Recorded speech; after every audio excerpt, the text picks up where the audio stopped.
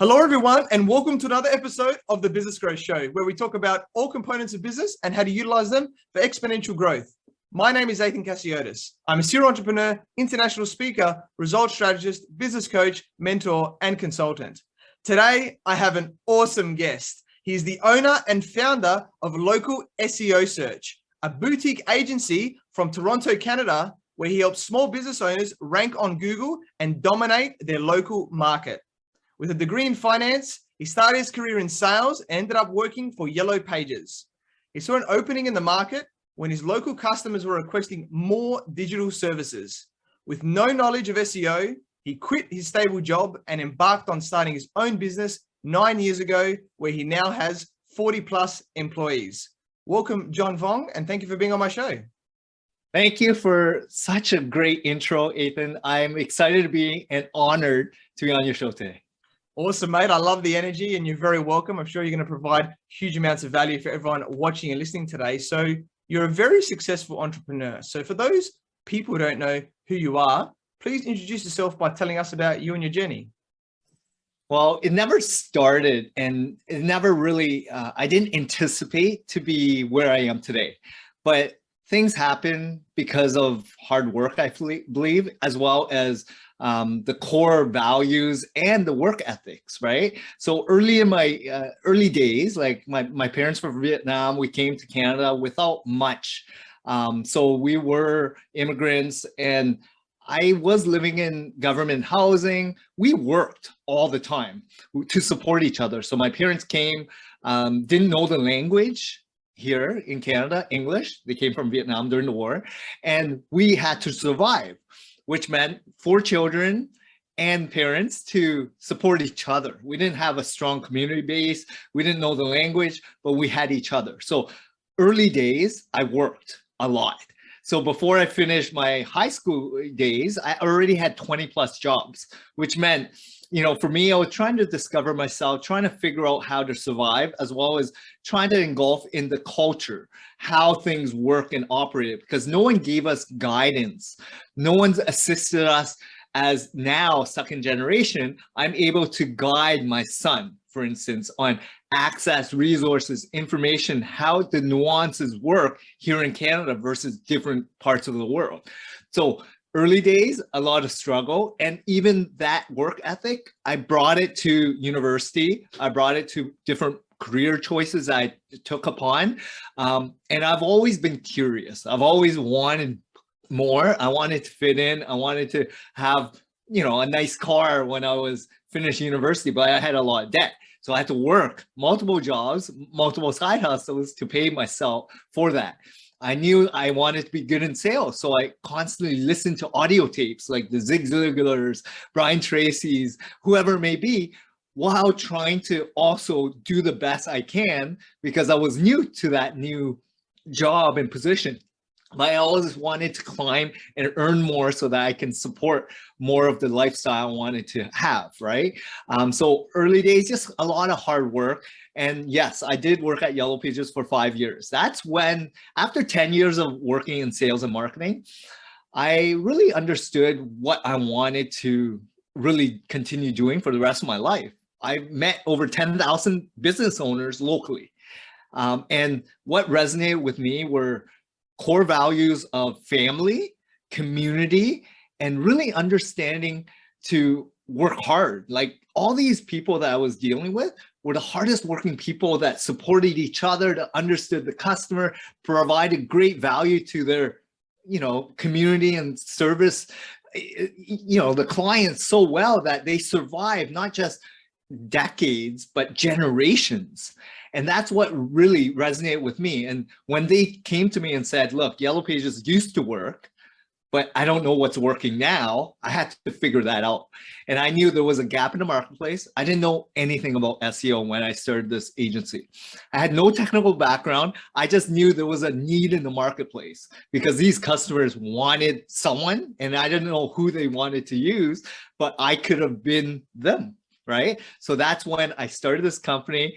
I bootstrapped, I didn't know anything, and I just went head all in trying to service these clients. So I learned, I hired, I made tons of mistakes. I still continue making mistakes, but I'm enjoying the entire process. Yeah, awesome, mate. What an amazing story there. And, from the struggling of moving overseas and everything and how that's, shaped you. And I think it's a testament, for the people on video here. He's got grit, right, as a book next to him. So all these books in the background, and, that's really shows the real grit, that John has that's helped him today. So I love that, mate. Really powerful story there. And let's touch on Yellow Pages initially. So you worked there for many years, and I think, obviously you started to get more into the business space, let's call it, there, of working with a lot of different businesses. So what key things did you learn from that experience? So for me, I always wanted to, the reason I wanted to be at Yellow Pages was in Canada, it was the only unionized sales force, and all the reps were making decent money, right? So for me, I was trying to be top notch in advertising sales. I actually worked in performance-based ad networks before going to Yellow Pages, and I hated it because it was not my type of clients that I wanted to service and help. So Yellow Pages was a good fit for me. And depending on what kind of personality and values you had, it resonated with me. And what I found was it was a great corporate company. They had everything in order. All the SPs with the standard procedures were in place. They had good training. They had good culture. They had good, foundation of what needed to be done for sales reps versus the art department or distribution or sales and marketing. All of them were departmentalized. I had a sales manager, a VP, a director, and everything was in order. And I had a great team. So for me, it was a good fit. And when I look back now with my own agency, I took a lot of things that worked at Yellow Pages, and I also removed a lot of things that I didn't like because I was front line at Yellow Pages. So I saw what customers wanted and what took so long for the feedback to get to make changes. So I'm now able to be more nimble. I'm able to be more proactive, while they were billion-dollar company. And it was different at that time, right? And now, Google has kind of replaced on social media like Facebook, Twitter. But at that time, Yellow Pages was the go-to end-all for a lot of SMBs here in Canada for the last, I would say, 20, 30, 40 years, because there was newspaper, trade shows, radio, flyers, all these localized types of traditional media. And now going to this new digital age, there's so much choice, abundance amount, but people don't understand what needs to be done to have an effective campaign generating a good ROI. Yeah, love it, mate. Really powerful lessons there, and so interesting on that experience and how you were able to. I love the point where you said, what you did like, but also what you didn't like, and you did the opposite, because I think that's extremely important for everyone to understand in that one there. So let's get into SEO now. So, that's obviously your, what you focus on. And firstly, let's start from scratch. For the people who are new to SEO, what is SEO, and, why do business owners need SEO now more than ever? Yeah, so back when I started 9 years ago, there were probably a handful of digital agencies that only specialize in SEO, but now there's a lot more. SEO, the definition for what I tell clients are organic or natural way to appear on that first page of Google, or build authority and trust, which is earned so that you appear more frequently, more visible for the keyword terms that people are seeking out, searching for your products and services on a daily basis. And you as a business owner, you want to attract an engaged, ready to buy type of audience to your website so that you can have an inbound source of leads who are actively seeking out your products and services that are ready to buy so far down the buying cycle that all you want to do is close them. Yeah, love it, mate. I love the definition there as well. It's you changed it from, it's not just search engine optimization. How we actually frame it in a way where people understand what to do it, and building it up instead of, paying for ads and trying to do things. It's like, how do you build that up, that credibility and authority? That's really awesome. And I can see why it's, extremely important there as well. So, we obviously have the whole business. At the same time, within a business, normally there's a lot of different verticals, right? That different things that you do, right? So, and they can have different target audiences because we do multiple things, whether it's multiple businesses or just multiple services that we provide. So why is having SEO for the specific verticals or target audiences important as well? Yeah, so for me, I really focused on SMBs, which is a huge subset of small, medium-sized businesses. The reason I'm doing that is because of my background. I work with so many of these small mom and pop kind of businesses. And what resonated with me was they actually understood how to run a core business. I didn't have to teach them how to take care of their customers and how to sell to their audience. But what they need to realize is there is an ideal avatar, a personality or age or demographics or people that they want to resonate with. But how do you go after those type of people who are seeking out their services? So inside the whole search engine optimization, I would say strategy session and consults that we really try to delve deep is to really uncover what their KPIs and metrics and goals are. Because if we're able to cultivate enough information from them, not only do they want to rank and dominate their niche, but rank to dominate to get the ideal customers that generate the best return on investment that will stay with you lifetime value, that's what I'm after. And if I'm able to cultivate inbound leads of the best clients out there seeking out their products and services, guess what? They're going to stay with me for a very long time. And that's what I've been really focused on to get better and better, harvesting not just great clients, but getting them better clients than they ever gotten before. So, as I evolved, I've gotten better in terms of internal teams. I only focus on SEO, so I have clarity on my niche and demographics. On digital marketing is a huge space. Paid ads, social media, there's so many different ways to market yourself, but I really focus on just SEO. And not a lot of people do that. So for me to just be really good at SEO, I pass on all the leads that are from social to other paid avenues because I really wanted to focus on that. And the reason I do SMBs is I'm not a big, strong, advocate of big corporate. During this pandemic and even before, they're not really the bread and butter of the community.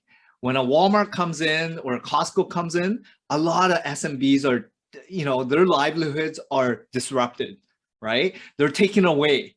And that's not something that resonates with me. So I really want to support more of my tribe. Yeah, love that, mate. Really powerful. And I know that one of the big advocates here in Australia, Mark Boris, he says that the SMB market is basically the lifeblood of the country, right? Where most of the stuff comes in. And I'm sure it's the same in Canada and a lot of places around the world, because there's so many people with small businesses that are aiming to make it. And obviously yourself, you can help them to be more visible and get more clients that way too. So love that, mate. So obviously with SEO, apart from keywords and things, to my understanding, we've got to be putting out content, right, out there so that we can, attract people as well. So how do we determine the right kind of content for our ideal customers? And I know there's, things like the medium, the message and the topics and things like that. Yeah, so that's a great question.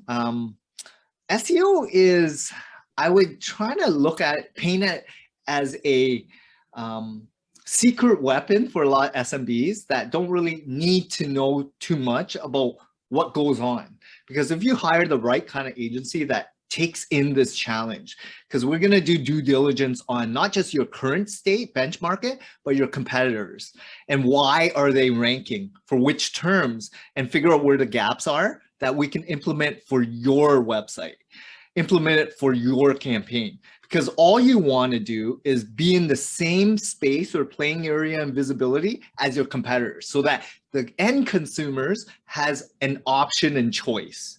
You're not going to win everything, but you just want to be in the mix, because most people are going to click on 3 to 5 websites anyways. And you just want to be a part of that 3 to 5, right? So keywords are a lot of research. We have a lot of tools. We got a lot of understanding of the customers, like finding out like, yeah, there's services, you can do a lot of keyword research. There's a lot of software that provides some data, keyword volume, keyword density, understanding what's going on in the space today, trends. But most importantly, what are the convertible traffic keywords that will generate the leads and quality and clients that they're looking for? Because you don't want just broad term high search volumes that aren't really convertible, because it's really informational intent or people that are just browsing. I want people that are ready to buy, which is ready to execute on a purchase in the next week or a day or 30 days, depending on the high ticket value of the sale or not. So that's what's more important, understanding which terms that you want to be known as, and to attract the clients that are ready to buy, intent focused. Yeah, love that, mate. Really powerful. So, obviously you're working with the small business, medium businesses, and, there's a big push on service-based businesses that I see now as well. Now, obviously you focus on SEO, but there's also some digital assets that are linked to that. For example, a website you've been mentioning, right? You can't really do SEO properly unless you have the website there as well. So what are some key things like that are linked to SEO to ensure that, these businesses are digitized and have the best possible way of reaching as many people as possible? Yeah, definitely. You need a web presence, right? And that starts with your first physical asset of the digital website, web design. You need a hosted, your domain name. But outside of the website, there's other asset pieces that you need to be tying to, because people don't take you serious with just a website. You need these social accounts as well on Facebook, Twitter, Instagram, YouTube, whatever it may be. And you have to be all over the world, right? In different directories as well. So that's typically a campaign, letting people know that you exist. Once that's done, then we focus on building authority and start creating content to position yourself as a leader, because a leader truly should be pitching and explaining and educating their audience on why they are leaders in the first place. What are you putting out there that other people are mentioning and talking about, and why are they repurposing you, right? So think about PR. Think about, media, television, radio, newspaper, whatever it may be. The reason you want to maybe be mentioned on one of these media outlets is it generates a lot more authority, influence right off the bat, because they take you more seriously when they see someone in a higher stage, I would say. And when they see that, they recognize you. And in the SEO world, you may get a backlink or someone that sends you back to your website. And so more backlinks you get, the more authoritative you become, because that's earned, right? It's not paid for, it's earned. So the more things that you're able to earn yourself by keep working on your craft, right? Art, which is constantly, it's like everything. Business ownership is not easy, right? It's tough. You're going to lose money the first couple of years. It's not about like making a huge amount of money right off the bat. It usually doesn't happen. You got to put in that time, that 3 to 5 years. Like you got to grind it out. And a lot of people give up when there's, some bad slides of revenue or sales. I mean, if you're able to endure those moments of those cycles, then you can overcome a lot of things and obstacles, right? Like this pandemic has really tested a lot of SMBs to see who are the real players that will sustain, when things are really bad.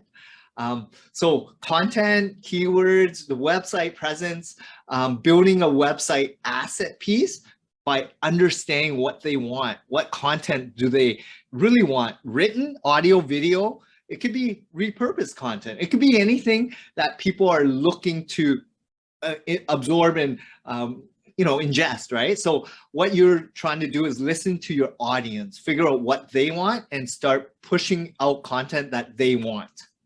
Yeah, love it, mate. Really powerful. Now, let's get a bit more specific. I'm intrigued. So, like, if my podcast here, right, has a website, Yes. which is a specific type of vertical, right, that we have, that we're doing, what are some important attributes it should have to ensure it is seen by as many people as possible? Because the podcast world is becoming more and more, I guess, saturated to some extent because people are listening to it. A lot more people are creating them. So what are some things, for that particular example should be included as an attribute? Yeah, so the website is a great way for people who are searching for you on search engines, right? Let it be Google or Bing or Yahoo or whatever. So podcast is a little bit different because there's podcast search engines like Spotify or Podbean or whatever it may be, Sirius or whatever people consume podcasts, right? You have to understand your website is it's like a storefront of your physical location of a business. And when people are looking and seeking out information, you need content. You need information that people can actually seek out. So they're typically doing research via audio search, voice search on Google Home or Alexa, or they're doing web-based search, right? Keywords. And the more content that you're able to be indexed and searchable through titles, alt, image tags, as well as like just keyword density and figuring out what people are searching for, and maybe you get populated, you will then appear higher up if you're a thought leader, if you're an authoritative figure for what Google deems the top players for your industry and niche, right? So first you gotta start positioning yourself as a leader. You gotta start building your content pieces, asset pieces, start producing a lot of content. But podcasts, a lot of people don't transcribe, right? So I think that's a missing gap of an opportunity because maybe they don't understand what that really means. But if you're able to transcribe it, so Google actually picks it up as another format because search crawling and indexing is different than audio crawling and indexing because, podcast search is not the same as a web search or an image search, right? All image tags for images. So understanding how people consume and search for your type of keywords is important. Yeah, interesting. Very cool, mate. Thank you for that. And I know, from my understanding that SEO, there's sort of ways to do it and not to do it. And it's changed over the years in my, knowledge of what I do. So from your perspective, because, obviously you're the authority expert in the space, been doing it for over 9 years. What are some of the key do's and don'ts with SEO? I would say for the do's, it's focus more on really understanding what your core competencies are, right? So focus on not trying to trick the system. Do things what you are there to do best, right? Take care of your customers, listen, understand, and start creating. Be a creator of whatever it may be, written articles, blogs, audio, video, whatever it may be, and start pushing it out so that you can be known in different aspects like community, PR, different groups or whatever, because the more people know and share and like you, it can get more of a piece that people will then engage with, right? So that's something like word of mouth, right? Referrals, just like traditional advertising. So always think about like focusing on running a solid business. There's no shortcuts to it.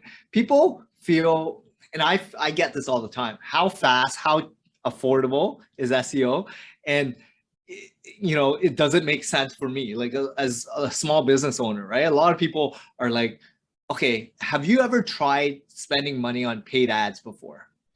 And what were the results like? What kind of clients were you going after? And did they translate to real customers or not? People are usually not ready to do a big full-on campaign, to do it properly. Because if you're going to do things properly, just like investing in a business, or I'm just going to take that whole business realm away and say investing into a property of real estate, an asset piece. If you're going to invest into a real estate asset piece, you need to save for a down payment. You need to make sure that you can support that with a real income, because banks aren't going to loan you a mortgage without real credibility and making sure that you can pay for the mortgage. There's too much risk. Or do you want to rent space, very similar to ads? You can rent all day long, but you want to get to the other side, which is owning asset, owning real estate. And that's what SEO is, owning real estate on the biggest search engines where you're earning a way of getting leads, because they're going to pay you for earning that real estate piece, right? That's what I try to make an analogy so that listeners can understand, right? Because you're either renting or you're owning a home, right? Like you need a shelter.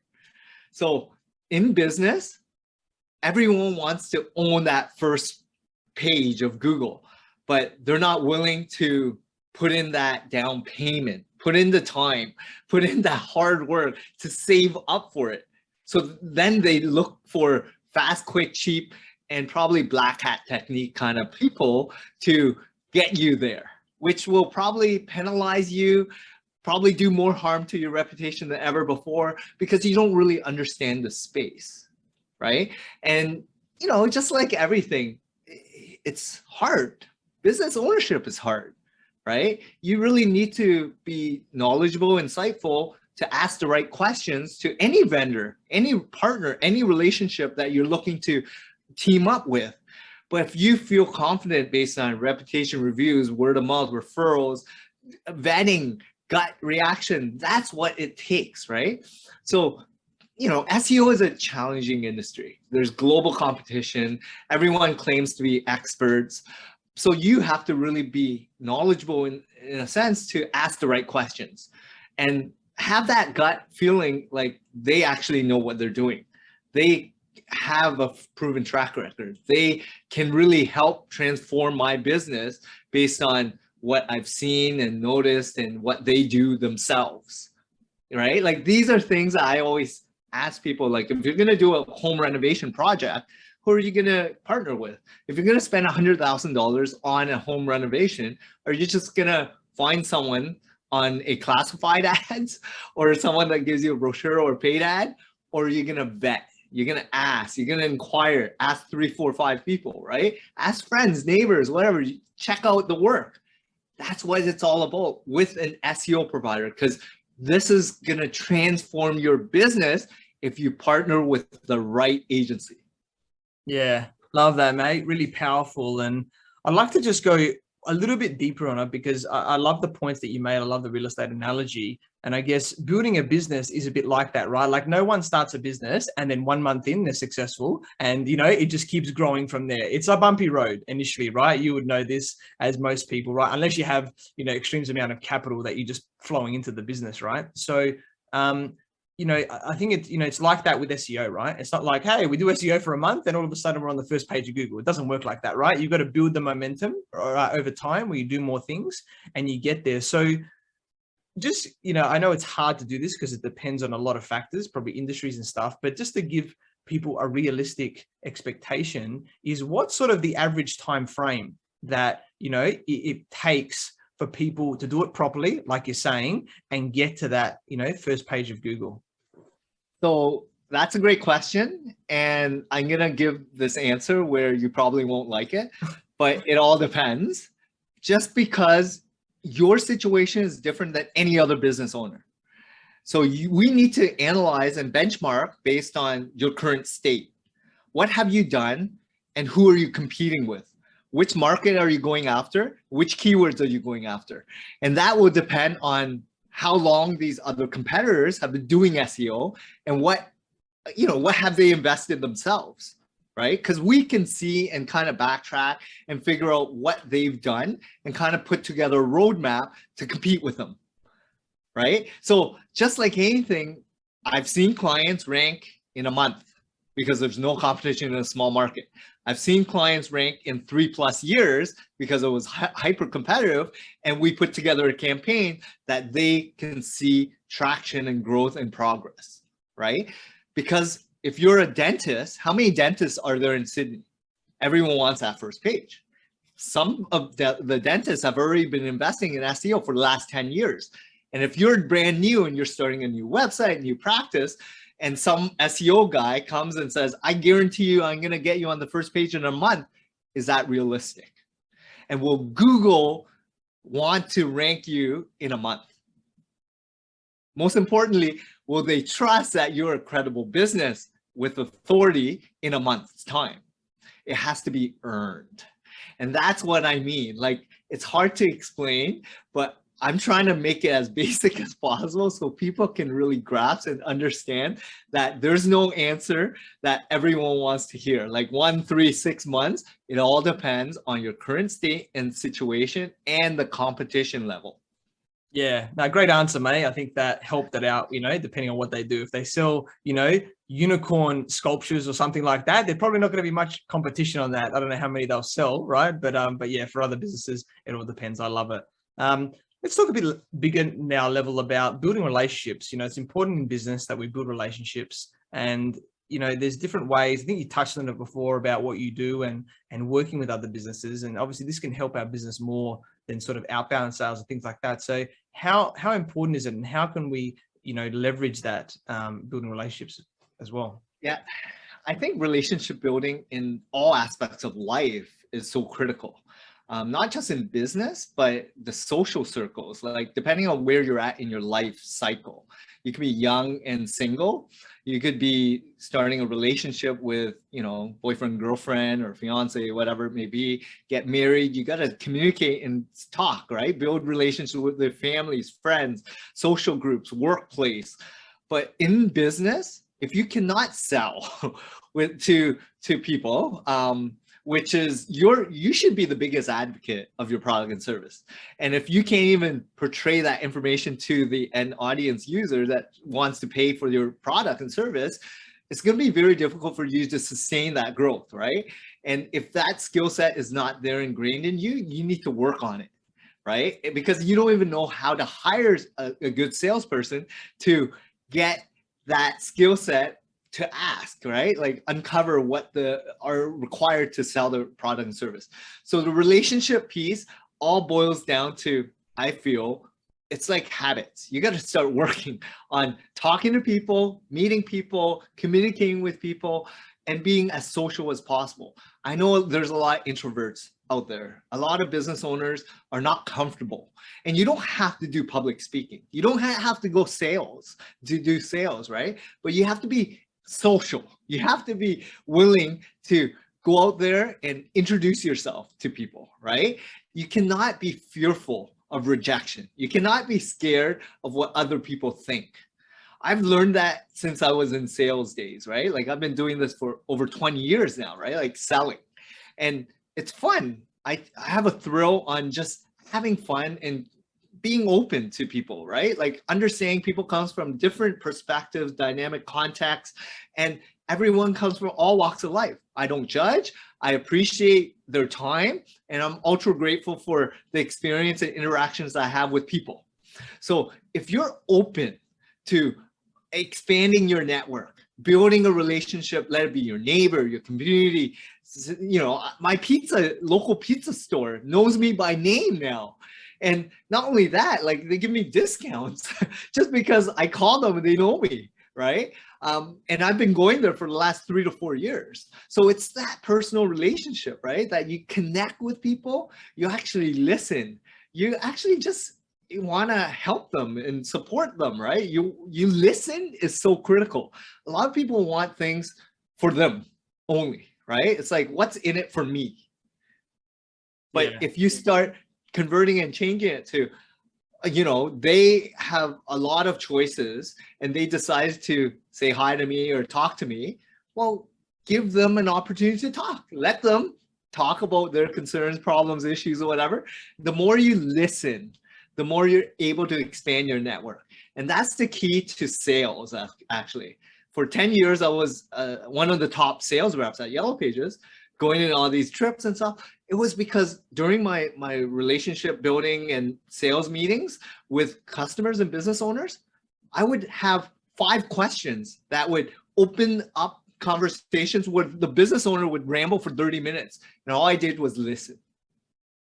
Yeah. The less talking you may have, the more willing they will connect with you and be open to share you all the insights. I'm taking notes. Every time they start rambling, I'm taking notes so that the next time I interact with them, I have something that's personal that will connect me to them.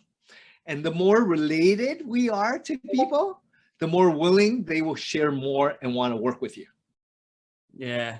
Love that, mate. What a powerful answer, and so powerful with sales, about listening more and everything like that. So important. I remember the analogy, we've got one mouth and 2 ears. So we should be listening twice as much as we talk, at least, if not a lot more. So love that, mate. Really powerful answer. And so you've been in business and it's been growing for 9 years now, right? Which is a great feat, because a lot of businesses don't last 10 years, if not less than that, right? So you're obviously doing many things right. And at the start, you mentioned about, you've had a lot of failures along the journey, and you still do, right? All these challenges as it pops up in business. So do you want to maybe share a little bit about a key failure, or some of them, or whatever that's, what you've had to do to do that, to keep moving forward? Oh yeah, there's so many mistakes I made.